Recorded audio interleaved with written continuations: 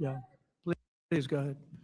Mr. President, you just suggested that Iran somehow got its hands on a Tomahawk and bombed its own elementary school on the first day of the war. But you're the only person in your government saying this. Even your defense secretary wouldn't say that when he was asked, standing over your shoulder on your plane on Saturday. Why are you the only person saying this? Because I just don't know enough about it. I think it's something that I was told is under investigation, but Tomahawks are used by others, as you know. Numerous other nations have Tomahawks. They buy them from us. But I will certainly, whatever the report shows, I'm willing to live with that report. Yeah, please.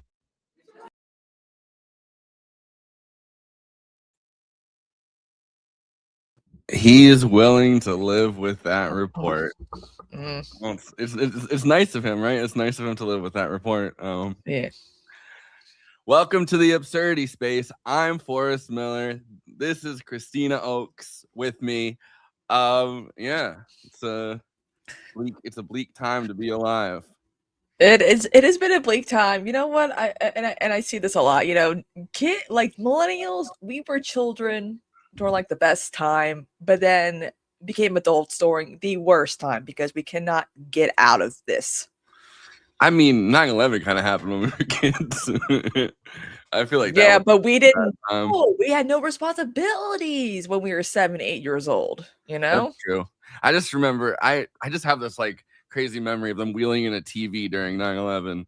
And I mean, maybe it's a memory that didn't happen, but I remember they assembled. I feel like that's the memory everyone like made up. I just remember MTV playing music videos. No one was playing SpongeBob.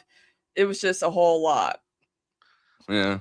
Well, I feel like that kind of cut the fun short, because after that it just felt like, I don't know, I was in like such anxiety as a kid during the Bush administration, being like, I felt like I knew that as a kid I wasn't going to get drafted, but there was part of me that was like, what if they start drafting children?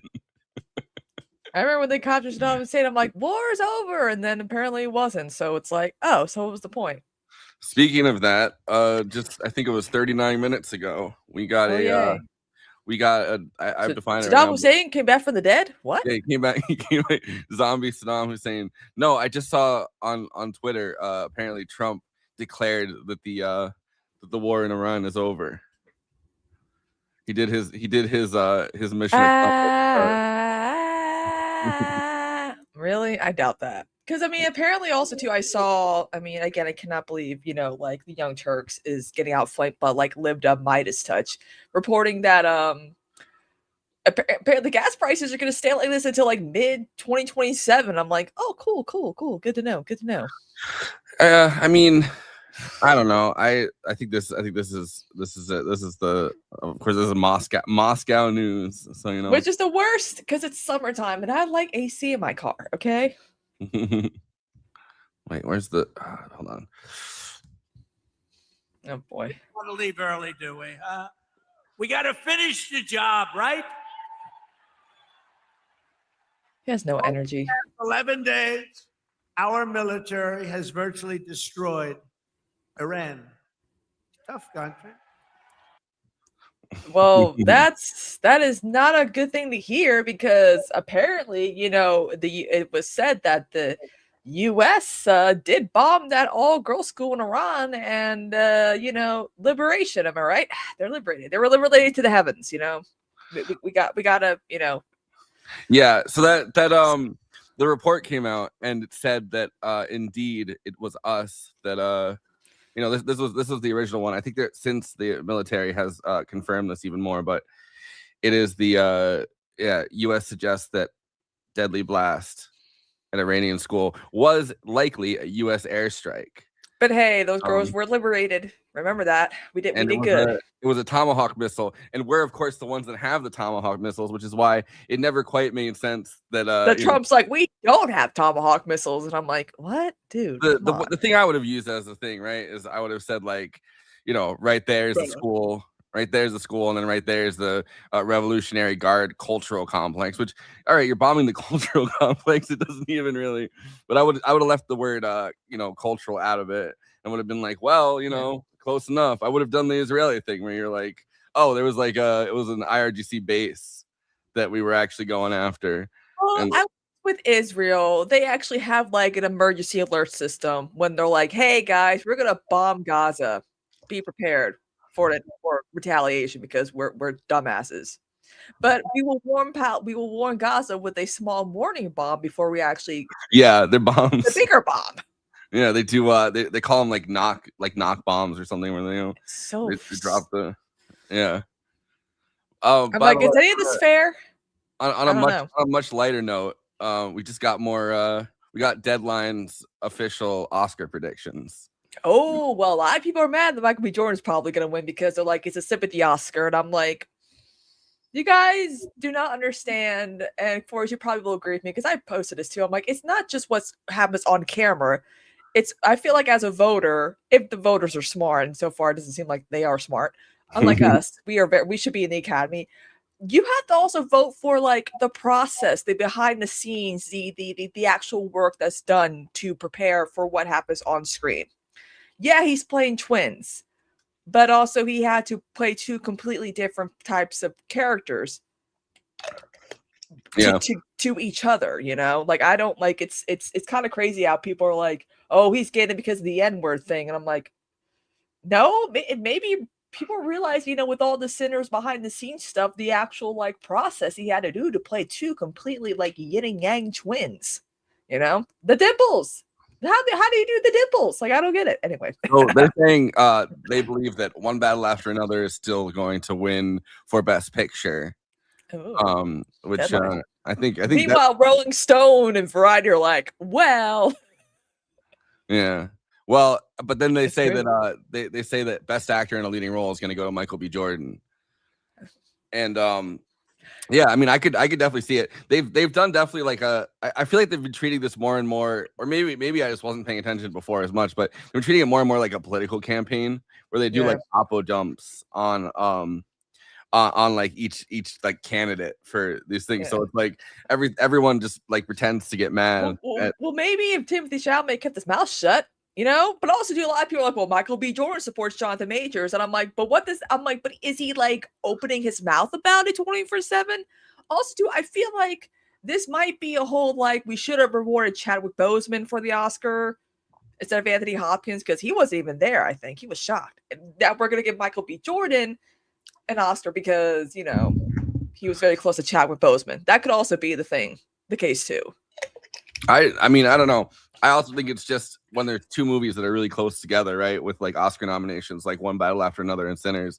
It's like I feel like they trade off. So they're like, oh, we're gonna give maybe Michael B. Jordan a bunch of give Michael B. Jordan this, but then we're gonna give One Battle After Another Best Picture. Like that makes sense to me. So they're not just sweeping the same person. Yeah, because Warner Brothers is predicted to win at least 11 awards. Like it's gonna be the most rewarded studio on Sunday apparently. So that should be interesting. Yeah, but Conan says the tie has turned on Timothy, and also rather just start calculating the movie night extravaganza will win and want to win awards results. If you're online, stay online. Yeah, if Conan is telling you to stay online, that's interesting. So, Best Actress in the Leading Role, obviously, still going with Jessie Buckley and Hamnet. Yeah, a lot of people are like, but what about the oppo dump on her? I'm like, and you know, The Bride, that's a terrible movie. I'm like, listen. When Eddie Redmayne was doing his Oscar campaign for The Theory of Everything, Jupiter Ascending was released. Remember that fucking god-awful sci-fi movie? I'm sure Conan doesn't want to remember, but like that did not impact his win for Best Actor for The Theory of Everything, for playing what's his face? Stephen Hawking's? Yeah. Oh yeah, I remember. Now you've jogged my memory with Eddie Redmayne. Because it was Mila Kunis, Channing Tatum. He was the villain, and I was like, "What? What's happening?" Yeah, see. But that did impact. I mean, there are times where people do Oscar campaigns. They release a terrible movie. It doesn't really impact, you know. And a lot of people are saying that Michael B. Jordan's win is probably going to be like the worst like Oscar win in history. And I'm like, what? There have been worse Oscar wins. For Deadline mentions it not being a Norbit moment. when Eddie Murphy was up for an Oscar and then Norman came out. Yeah, like people are like, it's a Norman thing. I'm like, but that was like a one-off thing because it's Eddie Murphy. He's not one to be nominated for Oscars or do like prestige roles, you know? Like he's he's the Nutty Professor, you know? Like in Dr. Doolittle. You want to guess who they're saying? I bet this guy's gonna say Stellan Skarsgård, but Let's see. I'm curious. Sean Penn. Oh no, He's Sean Penn gonna be at the Oscars. I feel like they're gonna be like, you know what? Fuck, let's give it to Delroy because he's not even gonna be at the Oscars. I'm like, he's probably thinking, I'm winning Best Supporting. I've already gotten 2 lead actor Oscars. Why the fuck do I have to be there? You know? Tastes different. Does anyone still read Rolling Stone or Variety? I mean, we use Variety for podcast stuff because they're the ones that put out the most stuff around Oscar time. And yeah, and also Rolling Stone does pretty good political like deep dive stuff too. They haven't done. But then they did that one like pro-Israel thing, and I'm like, what? They've done a couple. They've done a few of those lately. I don't know. Maybe they've rehired a bunch of people or like hired new people or something, because they did the other day they were doing Israelis dancing in the bomb shelter. They're like, Israelis rave.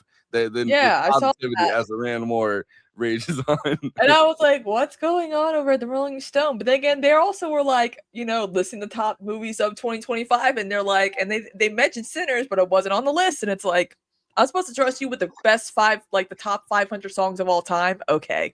When I was a kid, like when I was like a little kid, I thought that Rolling Stone was started by the Rolling Stones. Like I thought it was. Me too. I thought it was their magazine. Like Mick Jagger ran it or something. I mean, the guys go understand. Variety was going hard against Sinners. The fucking like first weekend, they were praising Marty Supreme's like box office opening numbers, right? Saying, "Oh, this is gonna be a hit." You know, Timothée Chalamet is the king of the Christmas box office. And then when Sinners, which opened more money, more numbers than Marty Supreme, they're like, well, Sinners, it still has a lot left to go to become a hit. I remember they did the best Rolling Stone did the best 25 movies of 2025, and then they mentioned the deal that Ryan Coogler got, but they didn't mention, like, they purposely didn't put Sinners on the list. And it's like, come on, it's like that's gotta be in my top I mean, it's not like he's getting the rights to the movie right away. I mean, Paramount's gonna own the fucking rights now because Paramount's gonna buy Warner Brothers. So it's like, what? 20 years, guys. They're gonna try to cancel that. They're gonna try to cancel that deal. I'm gonna do. I will be there. We will be here to cancel that deal because it's ridiculous. They're gonna be mad that Ryan Coogler supports Palestine. Yeah. It's fun. It also too. It's still coin toss between PTA and Ryan Coogler for best director too. I can't remember what I think it was. Maybe that movie like Palestine 1936 or something, like that movie that came out with the woman from Secession that played I love her. She's great. But that played that played Logan Roy's wife, Marsha. Ryan Coogler and Boots Riley had a screening of that movie that they did in Oakland together, and it was didn't see a movie all year. I am old. I mean, you don't have to be old to not see movies. I know. I mean, I grew up watching movies with my grandfather because he was a movie fan. I just I don't know. I feel like I would watch way less if we weren't doing the podcasting, which is why I'm happy I do it. I'm just like, it'll force me to watch everything, because I never watched everything for the Oscars until we started doing this. All right, best actress in a supporting role, they have Amy Madigan. Oh, yeah, okay. I think that it seemed like it was Tiana Taylor's to win like early on, but it does seem like Amy Madigan kind of grabbed the can't remember, because again, she's been in the business. She hasn't gotten her flowers yet. There's certain things that we have to consider when it comes to like, it's not just the performance; it's like the career that they've had too. Now Elia Kazan is dead. No, he's not. Yeah, they're like, we can support her now. Let's see. Best directing, Paul Thomas Anderson. I definitely think that Paul Thomas Anderson has this, because it's like, I don't know. They're not going to have another chance to give it to him, and I feel like they're going to have another chance to give it to Ryan Coogler, definitely. Straight up horror movie too. I mean, it's like, I'm definitely impressed by the Amy Madigan weapons. Like she doesn't even. She feels like she dominates that movie, and she doesn't even come in. But she's only there for like 10 minutes. The last 10 minutes or whatever. Like, I really love though that they did the Tanya Maria, like the woman that was in the Secret Agent that we were talking about last night. I really love that they dressed her up like Aunt Gladys, and they had her doing the thing where she was like over just a bowl, and that's like their Oscar. And then they put her into Sinners. Yeah.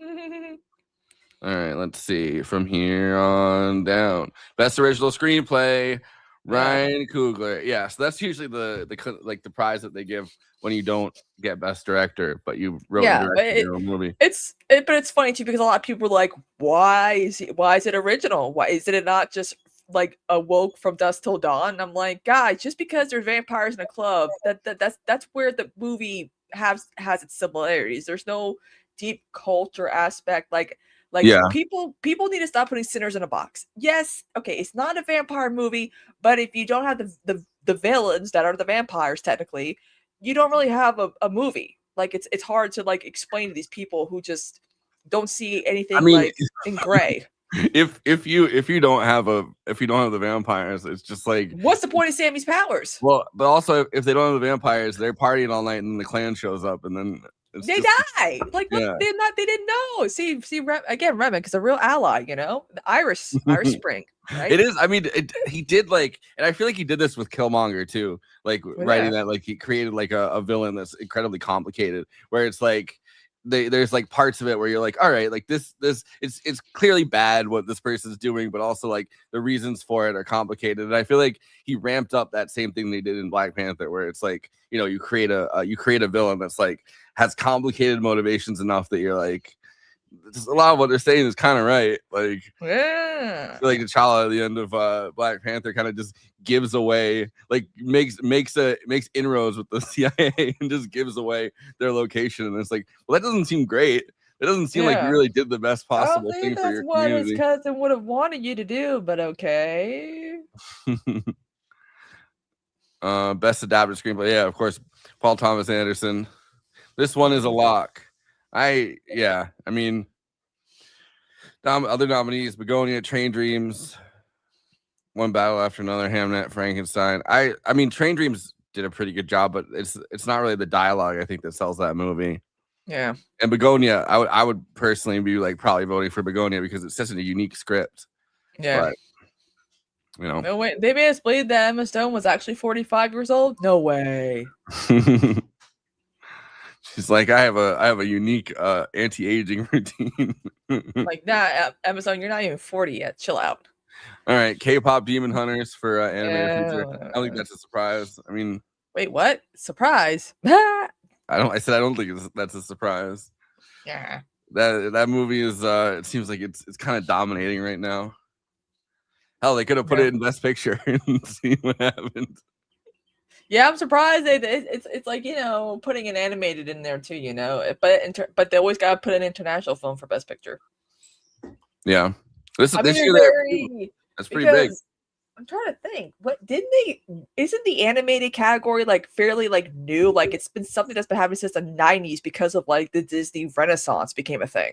Yeah, I think so. I don't think that did Beauty and the Beast win like best? I forgot. Something. There was a whole like thing about like, oh, Beauty and the Beast or something like that. John Fetterman and his wife. Let's see. Best International. Sentimental Value. It seemed like Secret Agent was kind of dominating the I think because with One Battle, they're like, we can't be having two, movies about like fascist dictators like dominate. We got to spice things up a little bit. Well, it says don't be surprised if Brazil repeats with the Secret Agent. But it's close to a toss up. I agree. I mean, I think either one deserves to win it. I don't think that there's anything, as long as it's not fucking Sarat. Okay, so I do feel it's gonna be very interesting though if Michael B. Jordan does win the Best Actor. Like that's gonna be the one where it's probably got the most reaction. Yeah, because that's the one where it's like, is he? Isn't he? Timothy, what's going on? Yeah, and then it's like Ethan Hawke. Wait, what? And then everybody that's probably gonna be the upset of because like I don't feel like most of these are very much coin tosses, but like if Michael does win, I feel like that is the upset of the evening. Yeah, or maybe Diane Warren winning Best Original Song. I was reading NPR did like a breaking down each original song thing, and they were like, "It's not even Diane Warren's best song." It's her 17th nomination. Like, I didn't realize it was that many. I would nominate Diane Warren for 18th time if I could. I wonder if this will be like happen next year. She's just writing songs and be like, "Hey, put this in like, your movie." I wonder if this will be like her last time because they're like, "Listen, this has been fun, but all right." Best documentary, The Perfect Neighbor. I haven't seen any of these. I meant to see Mr. Nobody Against Putin, but it's like, well, first, Cody, you gotta write a song for a movie. Conan's gonna be the next Diane Warren. Yeah,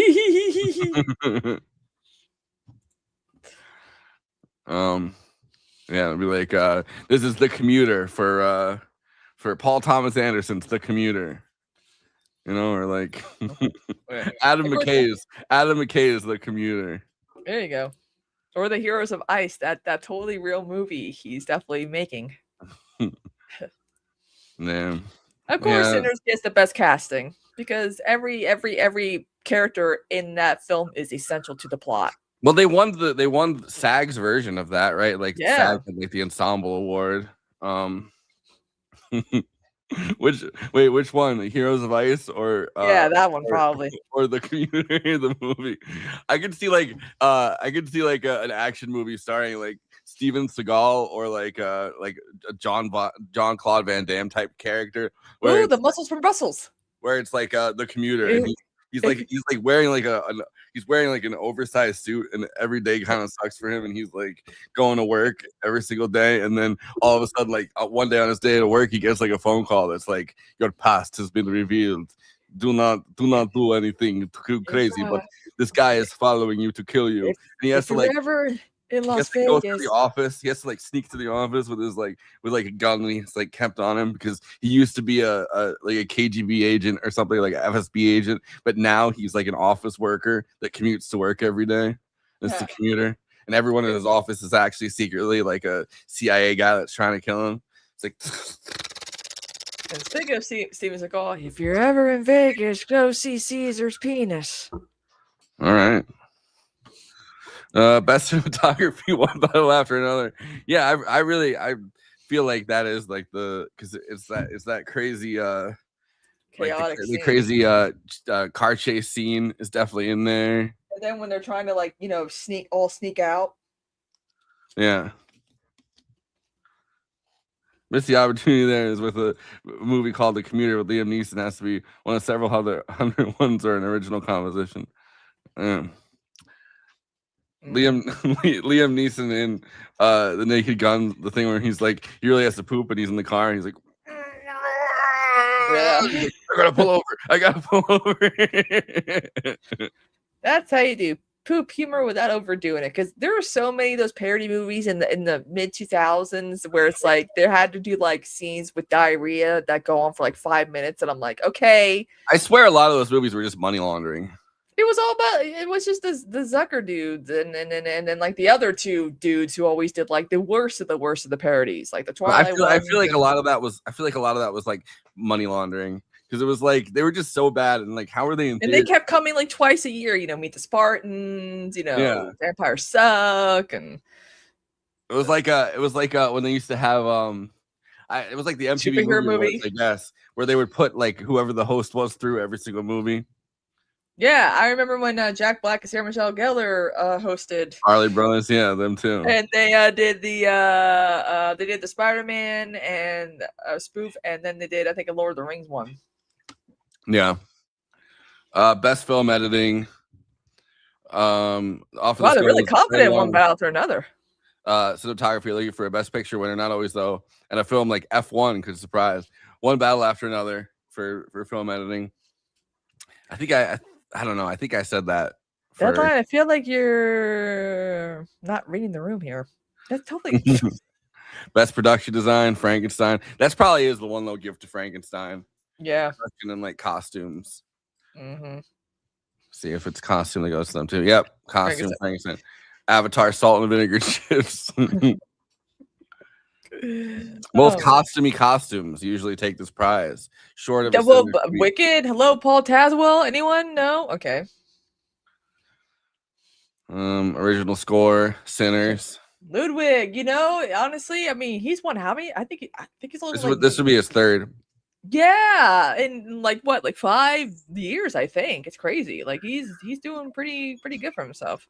The Black Panther soundtrack went so hard because they had so many artists like putting out songs in that soundtrack. Like they had Kendrick, they had Future, they had like they just had a crazy selection of songs for that.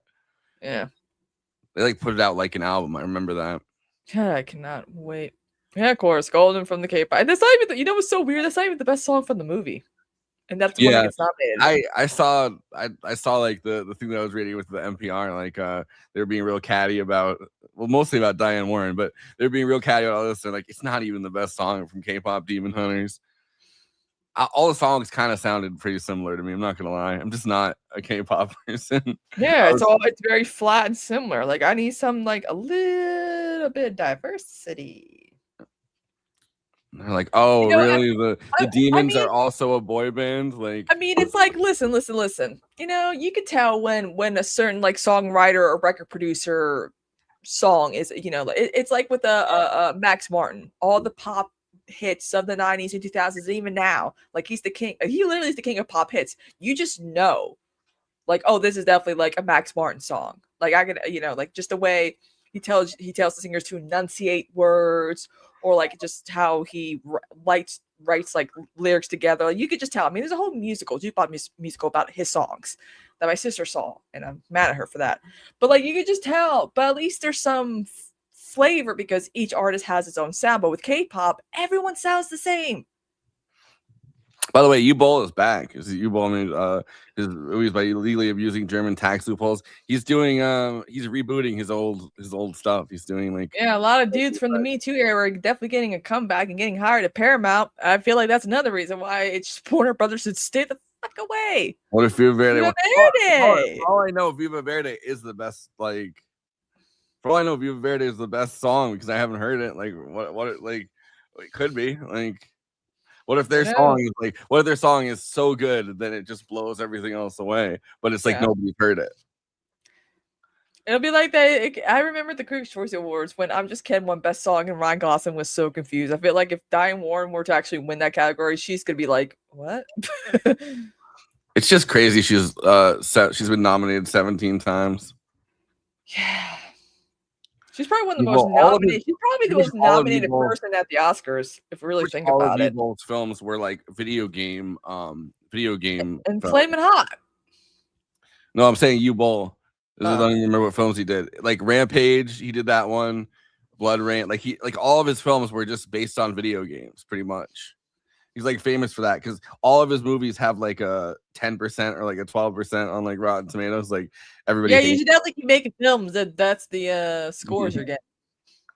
I mean, yeah. I mean, look, I'm just saying, I'll you know, like it's Sweet Dreams of Joy. Like for all you know, that's the best song ever, and it's like, wait, what?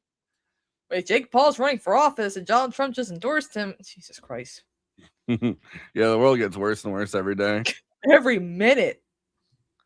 All right, best makeup and hairstyling, Frankenstein. Yeah. I mean, it's crazy that the Smashing Machine is up for that. Like, what's the? I guess they changed. They gave The Rock a forehead piece and a wig. That is it, and a fake nose. You guys gave The Rock hair. That's why you're up. When he used, I mean, he used to have hair once upon a time. I mean, I back in the day, your girl was a when it was WWF fan. Me and my cousins would get in air matches and we would recreate the matches. How am I still able to move? I don't know. You could never have U-Bowl boxing all his critics in a ring these days because it's like there'd be too many. Everybody remember when Kurt Angle had hair. That's how old I am when he was wrestling. Kurt Angle, best sound, F1. I mean, look, if you're gonna give F1 anything, room. If you're gonna give F1 anything, it is a pretty incredible. Yeah. I'm into it. Like, I don't know.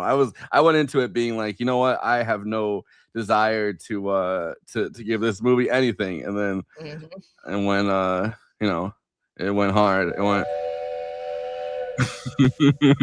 Also, with the threats that Iran is probably gonna like bomb California or whatever, that there's a heightened security at the Oscars this year, and I'm like, Yeah, they just made that thing. I feel like they're leading up to a false flag, or if they're attempting a false flag. It feels like every shooting in the last few months has been something close to that, though. They're like, oh wow, they shot around and it just happened not to hit anybody. It's like there was that one a couple weeks ago where the guy had like a shirt that was like I love Allah or something, and it was like, and then he had like an Iranian flag on like patch or something, and it's like, I don't know, man. It doesn't seem like you guys are trying. Yeah. Yeah. Not to get conspiracy brained about the whole thing. Best visual effects: Avatar, Fire and Ash. CGI. The first two Avatar films won this award. No reason to believe the third time isn't also a charm. Oh, is that why they're doing it? Because I mean, it's already 3 times the charm. It's already one. Give it to something else. What are the? You might as well call it the best Avatar effects or something like that. Like, come on now, because he's best already Avatar awards. James Cameron's making another one. I'm like, Jesus Christ. Apparently it's one of those movies that has like the 66 with critics, but like a 90% with on like regular people watching it. But at that point, it's just like. At that point, is it just like the audience coming in and being like, I like Avatar, so I'm gonna vote for it or whatever. It's a James Cameron film. We know it's gonna be good. I'm like, yeah, that doesn't mean anything. He's made better films.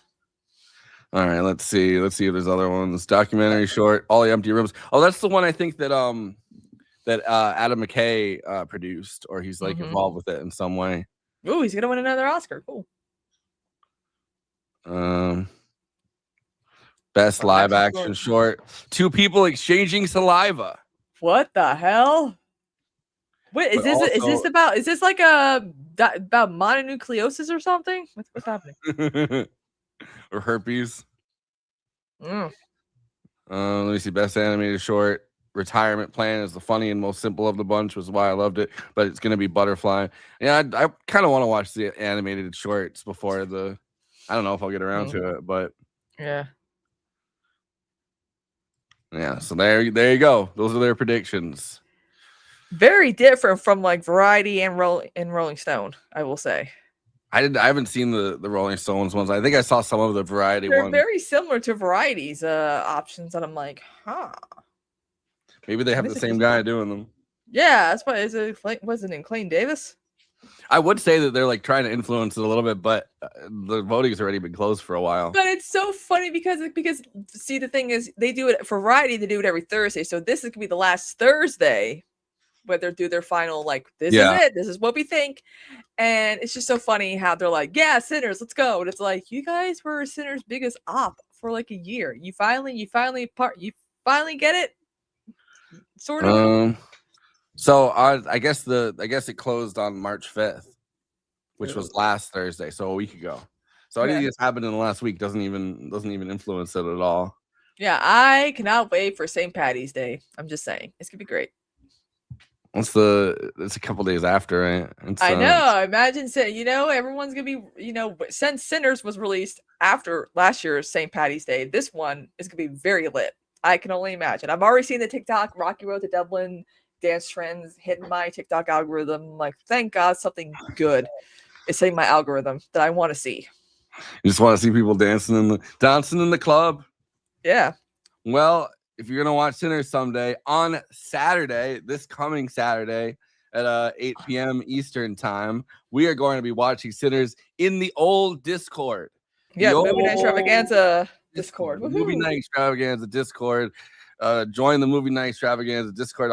I can put an invite link into the chat, and if you join the Discord, you can watch it for free with us as we I have a weird feeling that's gonna be like our most like popular watch party. Well, it's gotta be more popular than The Secret Agent. Nobody fucking showed up. I know.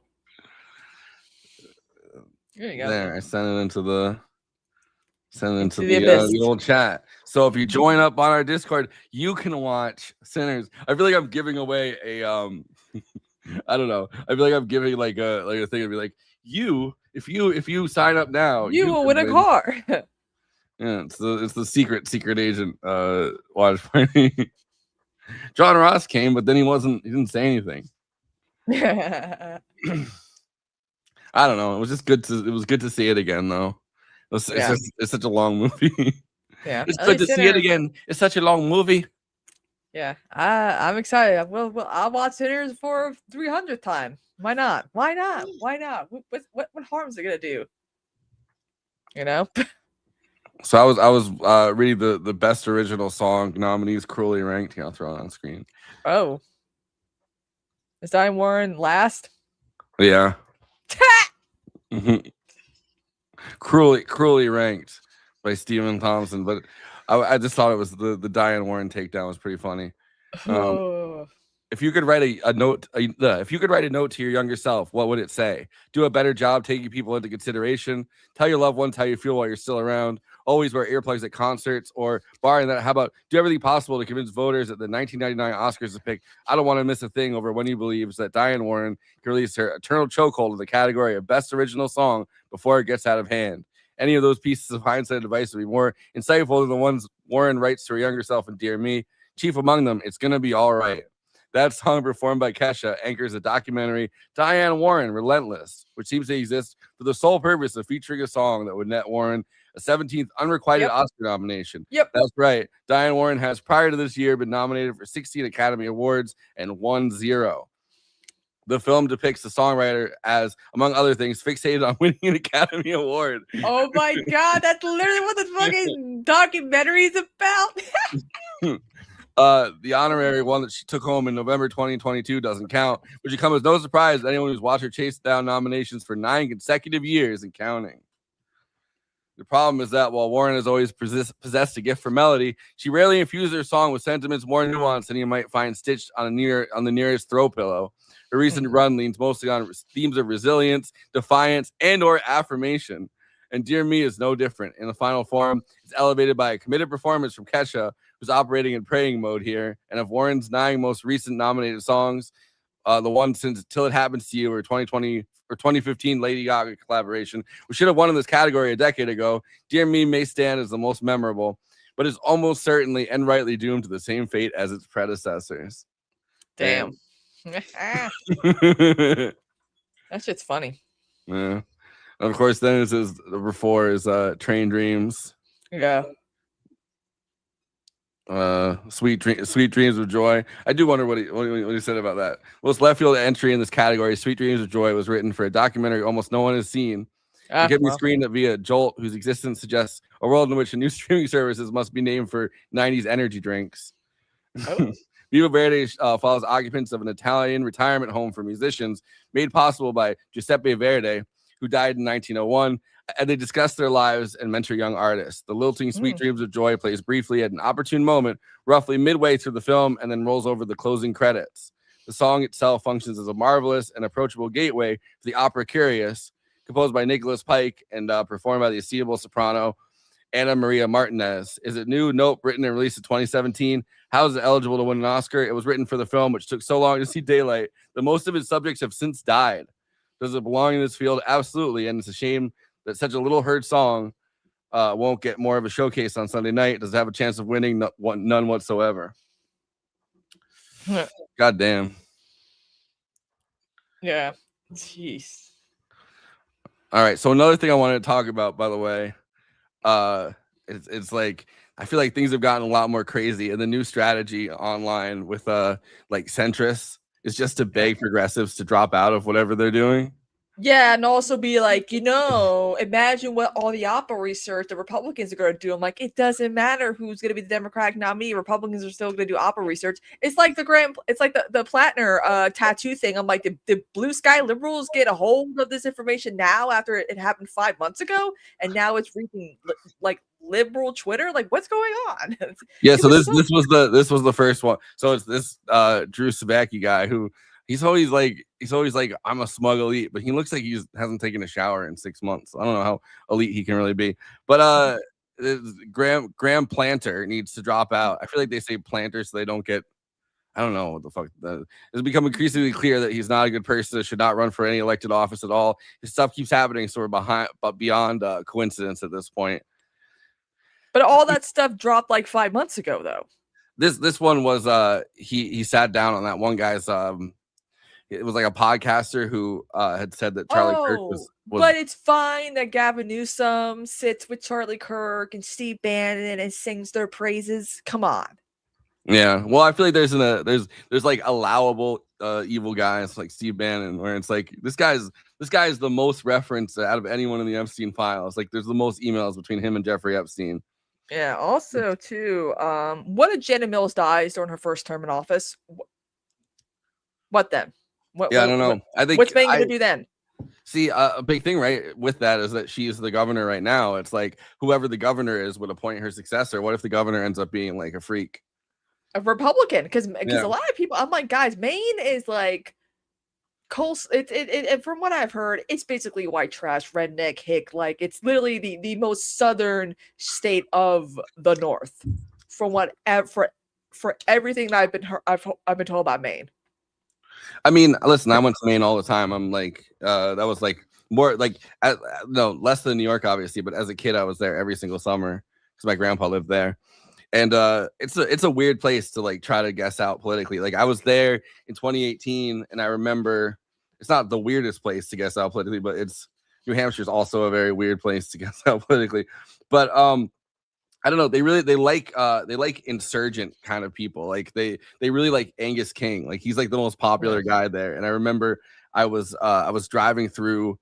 Like, I don't think it doesn't even break down in terms of like Republicans and Democrats. It's like, is the person like a maverick? Like, yeah, kind of in Maine, which, like, I don't know. I was there pretty much every summer from when I was, and I mean, we drive through New Hampshire to get there too, but I don't know how much I was paying attention to New Hampshire, to the politics of it. But New Hampshire has the same kind of thing where it's like, they have like a maverick streak where it's like, if somebody's a Democrat that's like, oh yeah, I'm a Democrat, but I'm actually like an independent. Like, pretty much Angus King. He canvasses with the Democrats, but he's like an independent senator or whatever. He's like the only two. like Bernie. Yeah, who so should retire. They like that kind of person.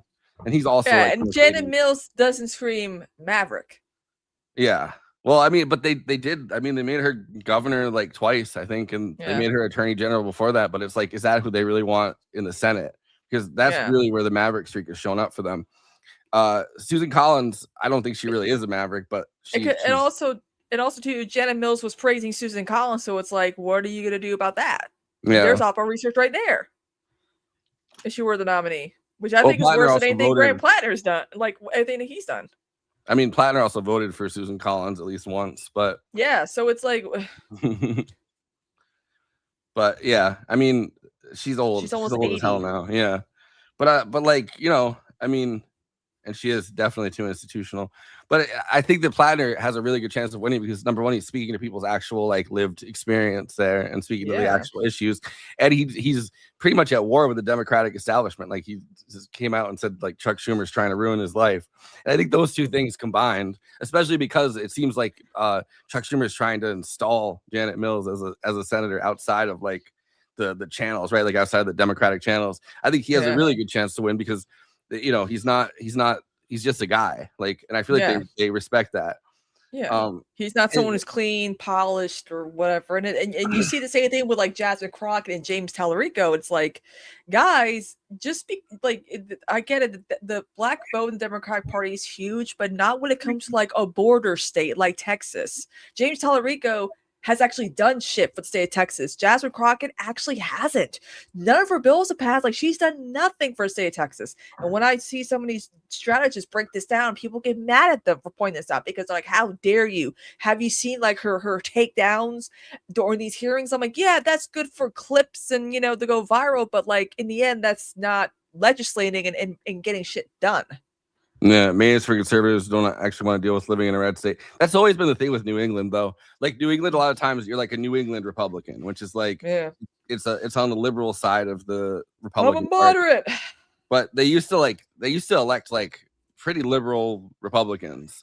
But I feel like that's kind of dried up since since the days of Reagan and then the days of Bush and then the days kind of like Trump. It's kind of like the same thing with like Democrats who are like even to the right of like blue dogs, like when they run, like I think his name was John Barrow. I think he was a Democrat in Georgia, But he was so conservative because he was like, here's a gun that my great grandfather gave me that he used to help stop a lynching. Vote for me. And it's like, who are you trying to appeal here? Yeah. Oh yeah, Olympia Snow as well. Yeah, there's been like a lot of I feel like she has family members that still come out once in a while. Yeah. But yeah, there's when it comes to like when it comes to Maine, I feel like especially it's like they've been some of the they're always on. They're either like independents who caucus with Democrats, or like independent style Democrats, or liberal Republicans, and they really like that as their main thing. Before it was Janet Mills, I think they had a Republican governor too, but they had like a Democratic. I don't know. They had like a lot of Democrats in office, but they also had like a Republican governor. It was one of those states. Like it was, I don't know.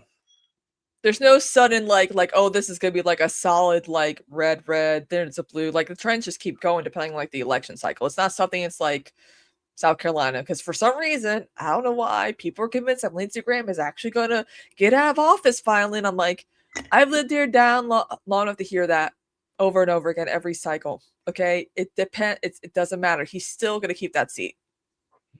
I think Paul. Yeah, that's who I was thinking of. The guy that was the Republican governor of Maine for the longest time. Which is how Janet Mills got in, by being like not as insane as that guy. he was like a big gun rights guy too. I remember that. I don't know. I like my grandpa lived in Maine, so it was like I was constantly there. But the part of Maine I was in was like it was in Brunswick, which is like near Portland. So it's literally where Bowdoin College is, where Zoran went to college. It was like 10 minutes outside of that.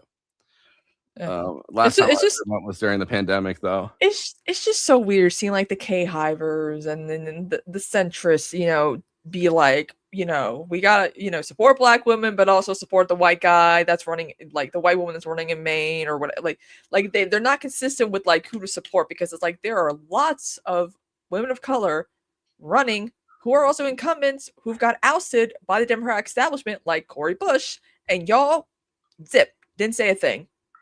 But they're like, well, she had a lot of issues. I'm like, what issues did she really have? Like, what, like, you say she has all these issues and why it was a good thing for her to be ousted. What are the issues? They'll mention like the bodyguard money thing. And I'm like, but what about like the actual like issues? Like, what was she wrong about? I mean, you know what the answer is. She's loud. And I'm like, okay, no, it's the answer was Israel. The answer is like, not always Israel, but the answer is very often Israel. But nobody wants to say that right now. So they come up with other things. It's like with Graham Plattner, like the problem that everyone has with him isn't even necessarily Israel, although he did call Gaza a genocide in his first ad. It's that he's running an anti-war campaign, and the Democrats don't want that right now. Yeah. And the Democrats are always against the war, except for the one that's currently going. We've heard it over and over again, and it's so funny that they hear it, but it doesn't click with them. Maine native Stephen King was not found in the Epstein files. People suspected he downplayed the files before they were released. Actually, he wasn't wrong. He said there's no Epstein client list, which is true. There's never been, no one's ever come out with an Epstein client list. And then like all your flight logs that got doctored, and people like Stephen Colbert, and I'm like, first of all, why would if he was gonna go by a different name, why would he misspell his first name and keep the last name? Like, I'm like, you people don't think.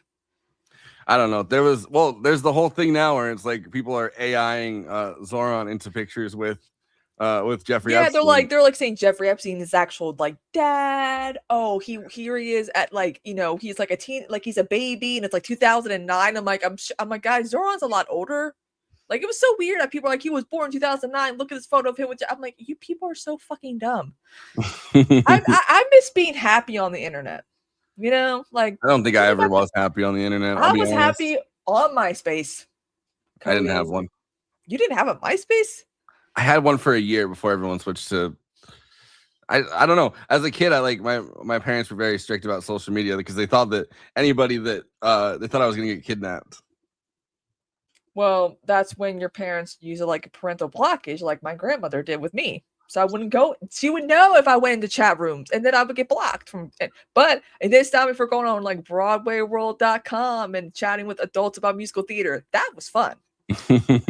Yeah, I feel like that's when they would have been like, no, you're gonna get kidnapped. I don't know. It's not their fault. It's like it was a constant thing, like a constant refrain. But they were always doing like online safety, and online safety is like somebody's gonna come with a van and they're gonna take you away. And they made it seem like that was happening all the time, and it wasn't. It was no. Who's posting their address on the internet? Like I don't like. It's like when some people like say, look, there are no safe spaces for kids on the internet. I'm like, there is. It's the parents' responsibility to actually create those spaces for the kids. It gets way more insidious when you realize that like most people that are either kidnapped or like raped and murdered, it's by like a family member or somebody they know. Yeah, and stranger like, danger is pretty much a myth. Yeah, so but like as a kid, you're like, oh, it's stranger danger, and it's like, no, you should have been scared of like creepy uncles and like stepdads and like it's a thing. It's like, oh dear, don't be wearing that like that shirt and that skirt around Uncle Ted or whatever. And it's like, why? Yeah. Am I the problem or is he the problem? Like that was the one thing I never understood. It's like you can't, you have to be careful what you wear around this family member. It's like, why? But they're still, I mean, they still do it, right? Like it's still like, I don't know, like pastors are always getting in trouble for that shit. Yeah. And then they move. If you're a Catholic, priest, you get sent to a different, to keep doing it. For a while, they were trying to just pin it on the Catholics because their priests are obviously, like people don't trust the Catholic. I mean, obviously there is a lot of molestation that happened with Catholic priests. Don't get me wrong, but it's like that same problem happened with Baptist pastors. That same problem, like, so it's not just the fact that the priests are unmarried. It's like that's happening in churches across America, and I think, I mean, it's the fact that too much, like all this faith is, no pun intended, is put in like these authority figures who you assume are going to be good people because they preach the word of God, and they're the same as any other people, and there is no God. Sorry to tell you, but it's like like the church. It's always been like church is like a very insular institution, and that isn't just the Catholic Church, although it obviously is the Catholic Church, but it isn't just the Catholic Church. And it's like you find out all the time now that like evangelicals, Baptists, like all the it's all the churches, like all the churches are a problem. Yeah, it's a fundamental issue that runs deep within all religions, and I'm tired of it just being like, oh, like one thing, like one, like this is the only. I'm like, no, it's everywhere. Which I mean, I don't. Jim Jones with People's Temple, he was doing the same shit, and everyone knew in the temple because they felt like they were, it was part of the, disciplinary. And you're doing it for the cause, and it's like, Olympia Snow looked a lot like Amy Klobuchar, by the way. Was she throwing staplers or whatever at a? No, I mean like just the way she looks. She looks like. Oh wow! I forgot. Yeah, she looks just like Amy Klobuchar. She looks like Amy Klobuchar's nice. Amy Klobuchar lookalike contest. Where's it happening? Where in Minnesota? Dude, QAnon has to be struggling right now, right? Like QAnon's struggling enough that they're doing a JFK Jr. Lookalike contest because they're trying to find a guy from Central Casting to play JFK Jr. so they can bring him back. I mean, the guy who's playing him in the freaking Ryan Murphy show looks just like when I was first watching like the trailer for like that love story. I'm like, they look exactly like Carolyn and JFK Jr. I'm like, are they them? And then I was like, oh shit, no, it's just. And then people like, oh, look at these people they look like they belong in the 90s. It's because we don't see people who look like normal people anymore because all the crap they've done to their face. That none of these people who get the lip fillers but they're all gonna age poorly. It is pretty crazy that everyone has the same face. Josh Schlossberg looks like his uncle. Yeah, he does, but he's also, it's like crazy. He's running for office, and it's like I haven't seen him really elaborate. Like besides supporting Israel. Yeah. Oh, I support Israel. He doesn't even have. He needs to beef up his. Do the Kennedy voice. That's part of your legacy, man. Like, as a man from Boston, I am gay. As a man from Boston, I am Jewish. As a man from Boston, but I do understand why he's very protective of his family's legacy, considering his cousin is like part of the government in the worst way possible. Yeah. He's running to be a good Kennedy. And it's funny too because the Maha, social media is like, this is the guy who's gonna make you healthy again. It's always the photos of RFK Jr. before the heroin addiction kicked in. It's like, what about? I'm like, yeah, if we're looking at photos of him when he was a kid, a baby, a young adult. By the way, What about like Olympia after 1970, whatever, when he started heroin, when he started looking Olympia ugly. Snowbachar. I don't know. He's on like TRT or something like that. Like he's on either testosterone replacement therapy or he's got to be on something like that. Well, And his it's sister like, Carrie, has the same vocal thing, so it might be like a genetic, like yeah, that thing. thing probably is. He made it worse though because he got a steel pipe inserted in his throat. Yeah, listening to him before that happened, I'm like, I can actually tolerate listening to him. Yeah, we need to hear Jack Schlossberg say "Ich bin ein Berliner" before we decide whether he's I'm a jelly donut. I remember my German grandma still thought that was funny. Yeah, my Jesus, they still thought it was funny in like 2009 or something. They're like, and then he said he was a jelly donut. Yeah, I mean that in German class we all got "Ich bin ein Berliner," I'm a jelly donut T-shirts with the. There are certain things we learn every year. Martin Luther and his 99 thesis, we learn about the fall of the Berlin Wall. We learn about Hitler, offing himself, and the Ich bin ein Berliner every year in German class. What happened on this day? Wait, why is he always working out in jeans?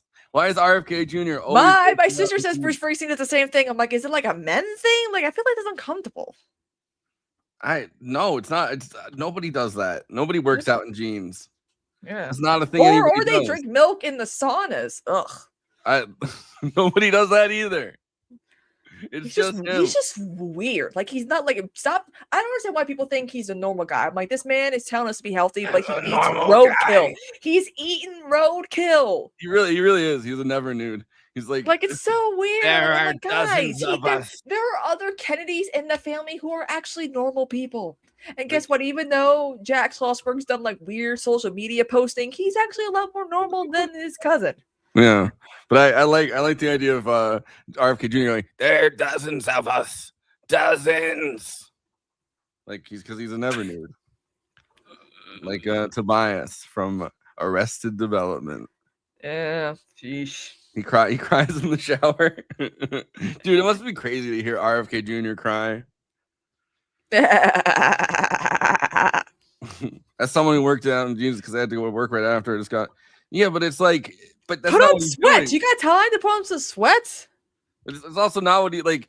He also is like. I don't believe that when he does. He's not even bench pressing. Like he's not even like he's barely even like lifting his legs. Meanwhile, I'm over here like I was doing that shit for like 600 pounds. I could still probably, with time, I could probably catch up. I mean, I don't know about all that, but this is a lot. But it's like he's juicing. He juices. And he looks like, and everyone like, I'm tired of seeing him shirtless. I'm like, his stomach looks like Tara Reid's botched tummy tuck circa 2007. Okay, that's what his body looks like, and I'm tired of seeing it. I think he looks like a big old slab of meat. But yeah, so we can leave it here. Yeah. So we have fun here because this is absurd. On Saturday, in the and I put the link into the chat at one point.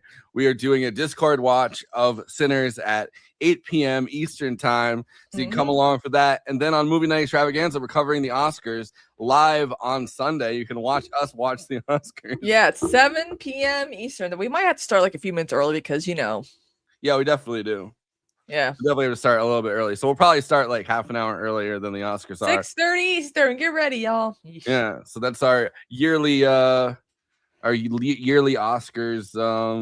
stream that we do. And then after that, stay tuned. We got some stuff we're working on, and then after that we're going on a little break. So it's gonna be fun. And then we'll be back here at 6 p.m. Eastern on next Wednesday, whatever that is. All right. That's all I got.